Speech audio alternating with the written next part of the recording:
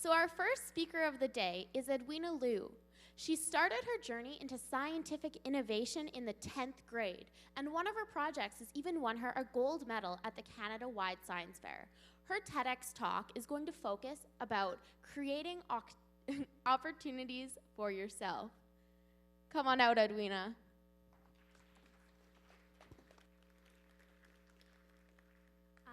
My name is Edwina Liu, and I'm a little bit nervous about going first today, but bear with me.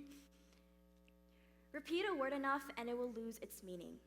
I used to play this game all the time, chanting even the most sophisticated words until they turned into gibberish. And it was all in good fun, until I realized that this game had granted me a power. The power to trivialize distress. You see, I could banish even my greatest fear of helplessness just by repeating the word over and over again. So I listened to it reverberate off the walls of my childhood bedroom until its significance was all gone, until it had evaporated. Helpless, helpless, helpless, helpless, helpless, helpless, helpless, helpless, blah. And that, just like that, it disappeared. I was in control and unafraid. The summer before grade 10, I volunteered at a senior center. And one of the women I met there, so I actively engaged with in recreational activities. One of our favorite things to do was to take strolls on the terrace when it was sunny. One day, I remember lifting my face and to bask in the yellow warmth out on that terrace, and then crash. And so was on the floor, her walker slowly rolling away. And in what was possibly one of the most terrifying moments of my life, what was my response? I just stood there, dumbfounded.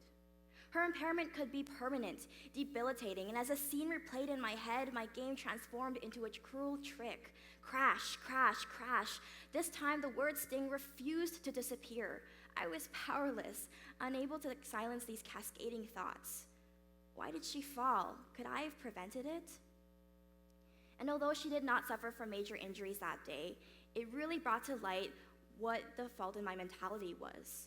Evading apprehension through verbal repetition had been naive. I'd only tried to find ways to temporarily numb my anxiety. So I just got tired of trying to just observing these kinds of problems and began to search for different online programs or projects that I could pursue. And luckily, I stumbled upon one called Shad Valley. Shad Valley, and this is basically a high school scientific entrepreneurship program that is hosted across Canadian universities. And here I was joined by 60 other passionate youth, who at first I was really intimidated by, but it was really cool by the end of it to interact and collaborate with most of them. The coolest part of Shad is that each year it has an annual challenge for its students groups to create a product and a business around a theme. And in my year, my theme was to improve the safety and/or efficiency within human-powered transportation. So at first, that's kind of a mouthful. You're like, what do I do? But with Minso in mind, my group decided to try to alleviate different safety and health issues within mobility-assistive devices.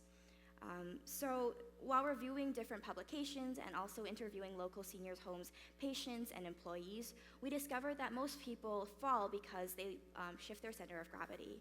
And thus, many different design sessions led to a pretty promising idea, which was a rolling walker that could prevent slipping by orientating the user to the center of the walker instead of forcing them to assume those really stiff and vulnerable positions.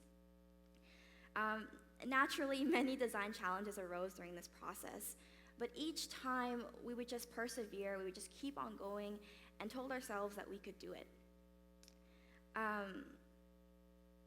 And because it was important that we kept going, because each change and each iteration was bringing us closer to our end goal, and that was alleviating an issue through an innovative solution. So finally, after long nights, a lot of coffee, and a little bit of bickering, we ended and reveled in our final blueprint and business plan. And I really couldn't believe it. I mean, in only a month, we had created something new, innovative, and exciting. 2 months before, I was this girl who was just like on Tumblr and Google and Facebook, searching up all these publications of high school students who were actually doing stuff with their lives. And who were amazing and, going through their academic and scientific endeavors. But now I've realized that it doesn't take a super genius to make a difference. It doesn't take a super genius to turn an idea into a reality, or even to just start thinking of ideas. And that's why I like to think about my project for what it really was. 11 students crammed in a computer lab who, would fight sometimes, who would go through these pits of, oh my God, we don't know what we're doing, and idea, I guess, like brain block, like you just couldn't think of ideas at some points. But we still did it. We still persevered just because, and we still accomplished something remarkable because we thought that we could. And that's the best part. The best part of it is that productivity and creativity are infectious. So once you make that first step, once you start thinking of ideas, once you start pursuing them, it really doesn't stop. You just want to do more.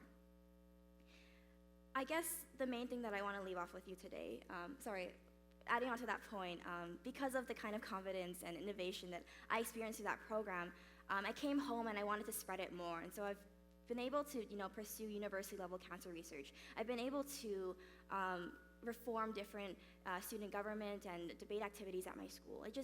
It really, really builds on. It's just up to you to make that first step. I guess the takeaway message today is that youth apathy and inadequacy they're both myths, but only if we seek to take opportunities and even create opportunities to improve. So I challenge you today. What makes you tick? What are your hobbies or interests? What are some problems that you face or some problems that you see around you? Stop waiting for programs and opportunities and projects to come to you. Construct your own, because that's the only way you're going to get stuff done. Every single day, societal problems continue to persist. There are diseases that are left uncured, and there's just a lot of problems that are left unresolved all around you, whether minor or very big. So do something. Thank you.